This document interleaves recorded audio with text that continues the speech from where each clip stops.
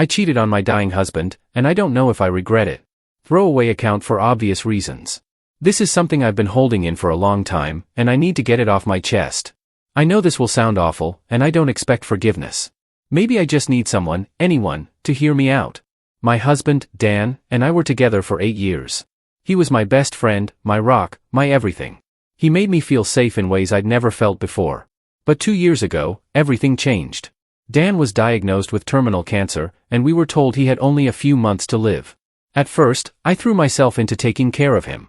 I went to every doctor's appointment, managed his meds, and tried to make his last months as comfortable as possible. But as the weeks turned into months, I started to feel empty. I know how selfish that sounds, but it's the truth. Dan was always so strong, so full of life, but the cancer drained everything from him. He couldn't be the man I'd fallen in love with anymore, not emotionally, and not physically. He stopped being affectionate, he stopped touching me. And I get it, he was fighting for his life. But I started to feel more like his nurse than his wife. That's when I met James. James was the younger brother of one of my coworkers. He was 28, 7 years younger than me, and he had this energy that I hadn't felt in so long. He made me feel alive. At first, it was just harmless texting. I convinced myself it was innocent, just a little distraction from the nightmare my life had become. But one night, I broke. Dan had been in bed all day, barely speaking, barely looking at me. I felt invisible. Worthless. James texted me, asking if I wanted to grab a drink, and I said yes. One drink turned into 2, and before I knew it, we were in his car, and I was kissing him. It didn't stop there. For the last 3 months of Dan's life, I was sleeping with James. I'd spend my days taking care of Dan, holding his hand, helping him eat, and then I'd sneak out at night to be with James. I hated myself for it, but at the same time, I didn't. James made me feel like a person again. He made me feel desired. But every time I came home and saw Dan lying there, looking so fragile, the guilt would hit me like a freight train. He never found out, at least, I don't think he did. But in his last weeks, he started looking at me differently. There was this sadness in his eyes, like he knew I wasn't fully there for him anymore. Dan passed away 6 months ago. I stayed by his side until the end, holding his hand as he took his last breath. And now, every time I think about him, I feel this horrible mix of grief and shame. I miss him so much it hurts, but I also can't deny that part of me feels relieved. Relieved that I can move on, that I don't have to carry the burden of being his caretaker anymore.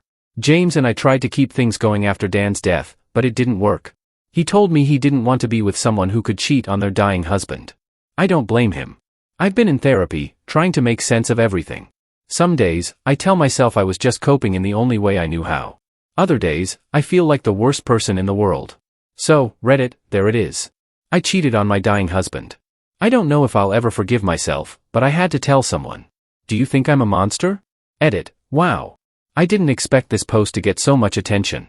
I've read through a lot of the comments, and while some of them were hard to hear, I get it. I know I deserve the hate. To those of you who offered understanding or even a shred of compassion, thank you. I know what I did was awful, but I'm trying to move forward and be better. That's all I can do now. Update. Hi again, Reddit. I wasn't planning to post an update, but after reading through your comments, I realized I needed to reflect more deeply on what I did, and what it says about me as a person. Some of you were incredibly kind and understanding, and others, not so much. I've spent the last few days thinking about what I want to share, so here goes. First, I want to address the question I saw over and over, did Dan know? I honestly don't know. He never confronted me, never said anything outright, but in those last few weeks, his eyes told me a story I wasn't ready to hear. He looked at me like he knew. Maybe he didn't know the specifics, but I think he sensed that I wasn't fully present, that my mind was somewhere else when I should have been there for him. I hate myself for that. I've also realized I was lying to myself when I said it was just about feeling alive. Yes, James gave me something Dan couldn't in those final months, but deep down, I think I was running from the pain. Watching the love of my life wither away day by day was unbearable. Instead of facing it head on, I distracted myself. I thought I was entitled to some happiness in the middle of my grief, but I was wrong. I can see that now. After Dan's death, I felt like I could compartmentalize everything. I thought I could tuck away the affair like a secret I'd take to my grave, but James breaking things off forced me to confront the truth. I betrayed the man who gave me his entire heart, even when he had almost nothing left to give. What I've done since the post. Therapy. I've been seeing my therapist twice a week since Dan passed, and after posting here, I had a breakthrough. I admitted out loud, for the first time, that what I did wasn't just a coping mechanism. It was selfish. I hurt Dan, whether he knew it or not, and I hurt myself by abandoning my own values. Dan's family. This was the hardest part. His family and I were close, but since his death, I've been keeping my distance. Last week, I finally met with his sister, Anna. I didn't tell her about the affair. There's no point in tarnishing Dan's memory for her, but I did tell her I hadn't been the wife he deserved in his final months. She hugged me, told me I was too hard on myself, and said, "Dan loved you. That's all that mattered to him." Her words broke me. He loved me. Even when I was at my worst, even when I didn't deserve it, he loved me. James. For those wondering, James and I are completely done. We haven't spoken since the day he broke things off, and I have no intention of reaching out. He was right to walk away, but I'm starting to see that the affair wasn't about him at all. It was about me trying to escape the reality of losing Dan. Where I am now. I still miss Dan every day. I still cry when I think about his laugh, the way he used to squeeze my hand during movies, the way he said my name like it was a prayer. I've been visiting his grave every week, trying to find a way to apologize, even though I know it's too late. I don't think I'll ever forgive myself for what I did, but I'm learning to live with it. Therapy has helped me realize that holding on to guilt forever won't bring him back. The best thing I can do now is honor his memory by being better, not just in relationships, but as a person. To those of you who shared your own stories of grief and loss, thank you. Knowing I'm not alone has helped more than I can say. To those who called me a monster, you're not wrong. But I'm trying. I don't know if I'll post here again, but I'll leave you with this: if you're ever faced with the kind of pain I went through, don't run from it. Don't look for an escape. Sit with it. Face it. Because avoiding it will only leave you with regrets you'll carry for the rest of your life. Thanks for listening. Story 2. I grew up in a household where tradition wasn't just a set of customs, it was the law. My parents emigrated to the US from a small village, carrying their culture like a shield in a world they didn't entirely trust. They believed in preserving it at all costs. Every prayer, every meal, every interaction was steeped in the rules they'd carried across oceans. And I was their golden child, their eldest son, their hope for keeping our heritage alive. Rachel didn't fit into that world. She was fire where my family expected submission, a whirlwind of independence that both thrilled and terrified me. We met during college, a place where I thought I could finally escape the confines of tradition. She was nothing like the girls my mother wanted me to marry, those daughters of family friends who attended every festival, knew how to cook the intricate dishes of our cuisine, and never questioned the way things had always been. Rachel questioned everything. She was unapologetically herself, and I loved her for it. She taught me to see the world beyond the walls my parents had built around me. We fell in love fast and hard, and before I knew it, I was imagining a life with her, a life where I could balance both my culture and her individuality. I knew my parents wouldn't approve, but I convinced myself that love would win them over. I was wrong. When I brought Rachel home for the first time, the tension in the air was suffocating. My mother greeted her with a forced smile, the kind she reserved for strangers she had no intention of welcoming into her life. My father barely acknowledged her presence, muttering a quick greeting before disappearing into his study. Rachel, oblivious to the storm brewing, did her best to charm them. She complimented my mother's cooking, asked questions about our traditions, and even tried speaking a few words in my native language, which she'd been practicing for weeks. But no matter what she did, it wasn't enough. "She's not one of us," my mother said that night after Rachel had left.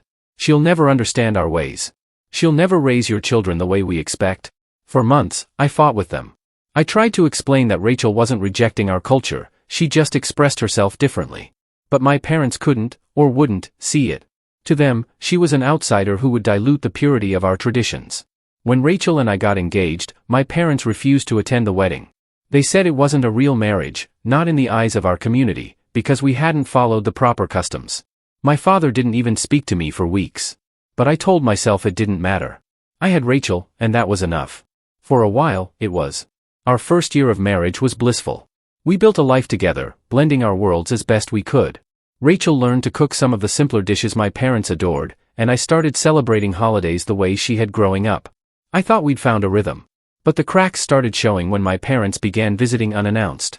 At first, it was little things, comments about Rachel's cooking, her clothes, the way she spoke. My mother would bring over meals she'd prepared, subtly suggesting that Rachel's weren't good enough. My father would ask pointed questions about when we planned to have children, always emphasizing that they'd need to be raised in the proper way. Rachel brushed it off at first, but I could see it was wearing on her.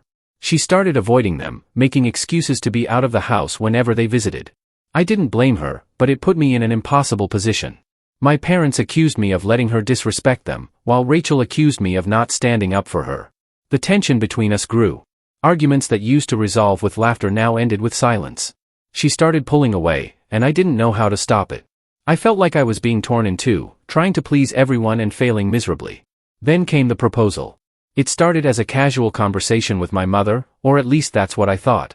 She mentioned a family friend's daughter, Aisha, someone I'd known growing up but hadn't seen in years. My mother described her in glowing terms, emphasizing how perfect she would have been as a daughter-in-law. "She's still single, you know," my mother said, her tone deceptively light.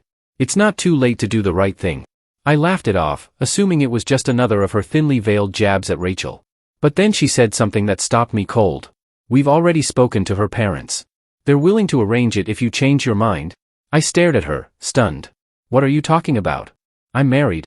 "Married to someone who doesn't belong here," she snapped. "Someone who's ruining your life." I walked out before I could say something I'd regret, but her words haunted me. For days, I kept the conversation from Rachel, not wanting to hurt her. But secrets have a way of surfacing, and this one was no different.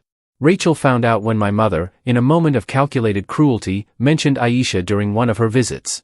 "You should have seen Aisha at the festival last week," she said, her eyes flicking to Rachel. "She looked so beautiful in her traditional dress. Such a good girl. A perfect match for a good son." Rachel confronted me that night, her eyes blazing with betrayal. "Is this true?" she demanded. "Did they really try to set you up with someone else?" I hesitated, and that hesitation was all the answer she needed. "How could you not tell me?" she shouted. "Do you have any idea how humiliating this is?" "I didn't want to hurt you," I said weakly, knowing how hollow it sounded. "You didn't want to hurt me?" she repeated, her voice breaking. "You hurt me by not standing up for me. By letting them treat me like I'm nothing." The fight that followed was the worst we'd ever had. She accused me of prioritizing my family over her, of being too much of a coward to defend our marriage. And the worst part was, she was right. For weeks, we barely spoke. I could feel her slipping away, but I didn't know how to stop it. My parents continued to push, insisting I was wasting my life on someone who would never truly be part of our world. Rachel, in turn, started spending more time at work, coming home late and avoiding me when she did. One night, she didn't come home at all. When she finally walked through the door the next morning, she looked at me with an expression I couldn't read. "I need space," she said quietly. "I can't do this anymore." And just like that, she was gone. I'm sitting in an empty apartment now, wondering how it all fell apart. I don't know if she'll come back, and I don't know if I deserve her forgiveness. All I know is that I let the people who raised me destroy the person I loved most. And I don't think I'll ever forgive myself for that. The days after Rachel left were a blur of silence and suffocating guilt. I walked around our apartment like a ghost, staring at the empty spaces where her presence used to be, her favorite mug on the kitchen counter, the blanket she always curled up in on the couch. They were all gone, like she was trying to erase any trace of herself from our life together. I wanted to call her, to beg her to come back, but what could I say? She had been right about everything. I hadn't defended her. I had let my family's words, their judgments, and their impossible expectations chip away at her until she couldn't take it anymore. My parents didn't make it any easier. My mother called the day after Rachel left, feigning concern but barely able to mask her satisfaction. "I heard she left," she said, her voice dripping with false sympathy. "It's for the best, Adil. She was never going to be a good fit for you. Now you can move on and find someone who understands our ways." I hung up without saying a word. The next week was the longest of my life. I kept replaying every argument, every moment I should have stood up for Rachel and didn't. My mind kept drifting back to the last time she smiled at me, really smiled, before the weight of it all crushed us. I wondered if she was smiling now, wherever she was, or if she was crying, like I was.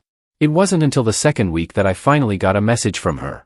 It was short and to the point, but it hit me harder than any of our fights ever had. "We need to talk. Can you meet me at the coffee shop tomorrow at 2? I barely slept that night, rehearsing what I would say. Apologies, promises, confessions of love. I played every scenario in my head, hoping that somehow, I could fix what I'd broken. The coffee shop was one we used to visit often, back when things were good. Seeing her sitting there, her hands wrapped around a mug, was like a punch to the gut. She looked tired, her eyes darker than I remembered, but she was still Rachel, the woman I fell in love with, the woman I couldn't imagine my life without. She didn't smile when I sat down. She just looked at me, her gaze steady and unreadable. "Thank you for meeting me," she said, her voice calm but distant. "Of course," I said quickly, my throat tight. "Rachel, She held up a hand, cutting me off. "Let me talk first." I nodded, my chest tightening with the weight of what was coming. "I've been thinking a lot," she began, her fingers tracing the edge of her mug. "About us. About everything that's happened. And I need to be honest with you. I braced myself, my mind racing through all the worst-case scenarios. I love you, Adil, she said, her voice softening. I don't think that's ever been the issue. But love isn't always enough. Her words hit me like a slap. Rachel, please. Let me finish, she said, her tone firmer now. I can't keep fighting your family. I can't keep fighting you to choose me. I've tried, Adil. I've tried so hard to fit into your world, but it's never going to be enough. And honestly, I don't think it should have to be. I opened my mouth to argue, but she kept going, her voice steady despite the tears brimming in her eyes. I need someone who stands by me. Who chooses me, no matter what. And I don't think you can do that, not as long as your family has this kind of hold on you. Maybe it's not your fault. Maybe it's just how you were raised, but it's killing me, Adil. I can't be the outsider anymore. I can't keep feeling like I'm not good enough for the people who are supposed to love me because I'm not like them. I felt my throat close up, the words I wanted to say trapped behind a wall of guilt and pain. Rachel, I do choose you, I managed to choke out. I love you. I didn't know how to balance everything. But I'll do better. I promise. She smiled then, but it was sad, almost pitying. I believe you want to, but I don't think you can. Not with them in your life the way they are. Her words hung in the air like a death sentence. What are you saying? I whispered, even though I already knew the answer. I'm saying I can't do this anymore, she said, tears finally spilling over. I'm saying I need to let you go, for both our sakes. I felt the world tilt beneath me, like the ground was crumbling away. I wanted to beg her to stay, to promise her the world, but deep down, I knew she was right. I had let my family's expectations destroy us, and now, I was losing the only person who ever made me feel like I could be more than just their golden son. I'm sorry, she said, standing up. For everything. I hope you find happiness, Adil. I really do. And then she was gone. I sat there for what felt like hours, staring at the empty seat across from me. People came and went, the world moving on while I stayed frozen in that moment, drowning in the weight of everything I'd lost. It's been months now, and I'm still trying to pick up the pieces. My parents were thrilled when they heard Rachel had left, but I couldn't bring myself to share their joy. I started distancing myself from them, realizing too late that their love came with conditions I could no longer accept. Some nights, I lie awake, replaying that conversation at the coffee shop, wondering if I could have said something, done something, to make her stay. But the truth is, she deserved better than what I gave her. And now, I'm left to live with the consequences of my silence, my cowardice, and my failure to protect the one thing that truly mattered. Rachel was right. Love isn't always enough. And sometimes, by the time you realize that, it's already too late. Life after Rachel felt like living in an echo chamber of regret. I thought the absence of conflict, the fights, the tension with my family, the endless tug-of-war, would bring me some kind of peace. Instead, it hollowed me out. The apartment felt too quiet, too still, as though the walls themselves missed her presence. For weeks, I threw myself into work. I stayed late at the office, volunteered for projects I didn't care about, and made myself indispensable in a way that masked how expendable I'd made myself in my own life. My coworkers, polite and distant, never asked questions, which suited me fine. But silence, as I'd learned, has its own way of demanding answers. One evening, as I sat on the couch flipping through channels I wasn't watching, my mother called. I debated letting it go to voicemail but picked up out of reflex. "How are you, Beta?" she asked, her voice unusually gentle. I was too tired to engage in pleasantries. "I'm fine, Ma. What do you need?" There was a long pause on the other end. "Aisha's parents are asking if you'd like to meet her." I laughed bitterly, the sound surprising even me. "Is that what this is about? I told you I'm not interested." "She's perfect for you, Adil," she pressed. "She understands our values, our traditions. You need someone like her. Someone who can help you rebuild?" "Rebuild what?" I snapped, my voice harsher than I intended. "The life you tore apart? The marriage you couldn't wait to see fail?" "Adil," my mother exclaimed, scandalized. "How can you speak to me like this? Everything I did was for you. For me? Or for your version of me?" I shot back. "Rachel wasn't good enough for you, so you pushed and pushed until she left. And now you want to replace her with someone who fits your mold, like nothing ever happened. Do you even care how much I loved her?" There was silence on the line. Then, in a quieter voice, she said, "Love isn't enough if it means losing who you are." I hung up without saying goodbye. That night, I stared at the ceiling, her words replaying in my mind. Love isn't enough if it means losing who you are. I wanted to reject them, to push them aside as more of the same justification for the damage she'd caused. But a part of me couldn't ignore the weight of them. Wasn't that what Rachel had said, in her own way? That I hadn't been able to reconcile my love for her with my loyalty to my family, my culture, and the expectations I'd been raised with? What if the problem wasn't just them? What if it was me? The next morning, I made a decision. I called my father, asked if I could come by. He sounded surprised but agreed. When I arrived, both my parents were waiting for me in the living room, their faces a mix of curiosity and apprehension. I need to say something, I began, my voice steady despite the storm raging inside me. They listened as I laid it all out, the pain of losing Rachel, the suffocating pressure they'd put on me, and the realization that I'd spent my whole life trying to meet their expectations at the expense of my own happiness. I love you, I said finally, my voice breaking. But I can't live like this anymore. I can't keep sacrificing everything I want, everything I love, to please you. If you can't accept that, then maybe I need to take some space from this family. My mother gasped, tears filling her eyes. My father, stoic as ever, just nodded. Do what you think is best, Beta, he said quietly. But remember, family is not something you can replace. I left before they could see how much his words shook me. In the weeks that followed, I started to rebuild, not the life they wanted for me, but the one I wanted for myself. I moved to a smaller apartment in a different part of town, one that didn't feel haunted by Rachel's absence. I started therapy, something I never would have considered before, and slowly began to unpack the tangled mess of my upbringing, my relationships, and my own identity. I thought about reaching out to Rachel 100 times. I even drafted messages, but I always deleted them before hitting send. She deserved more than my guilt and apologies. She deserved the freedom she'd fought so hard for. Months turned into a year. I wasn't healed, not entirely, but I was better. I'd learned to live with the ache of losing her, to accept that some scars don't fade. Then, one day, I got a text. Hi, Adil. I was wondering if you'd like to meet for coffee. Just to catch up. It was Rachel. My heart pounded as I stared at the screen, my mind racing with questions. What did she want? Was this closure, or something else? I typed out a response, my fingers trembling. I'd like that. Let me know when. Her reply came quickly. Tomorrow at 3? The same place? I didn't sleep that night. When I walked into the coffee shop the next afternoon, my heart felt like it might burst out of my chest. She was sitting in the same seat as before, her hands wrapped around a mug, just like that last time. This time, though, when she saw me, she smiled. Hi, she said softly, her eyes warm and familiar. Hi, I replied, sitting down across from her. For the first time in what felt like forever, the silence between us wasn't heavy. It was full of possibility. And for the first time, I let myself hope. We sat there for a moment, just looking at each other, neither of us quite sure where to begin. I noticed small changes in her. Her hair was shorter, her posture more confident. She seemed lighter, like she'd shed a burden that had weighed her down for too long. I wondered if I looked any different to her, or if she still saw the man who had failed her. It's been a while, I said finally, my voice quieter than I intended. It has, she agreed, her smile fading into something more cautious. How have you been, Adil? I hesitated, unsure how much to say. I've been working on myself, I admitted. Trying to figure out who I am, what I want. Her eyes softened. That's good. I'm glad you're doing that. What about you? I asked. How have you been? She stirred her coffee, her gaze drifting to the window. It's been hard, she said honestly. Leaving wasn't easy, but I think it was the right decision. I needed to find myself again, outside of everything. Her words stung, but I nodded, knowing she was right. I'm sorry, I said, the words tumbling out before I could stop them. For everything. For not standing up for you, for letting my family get in the way of us.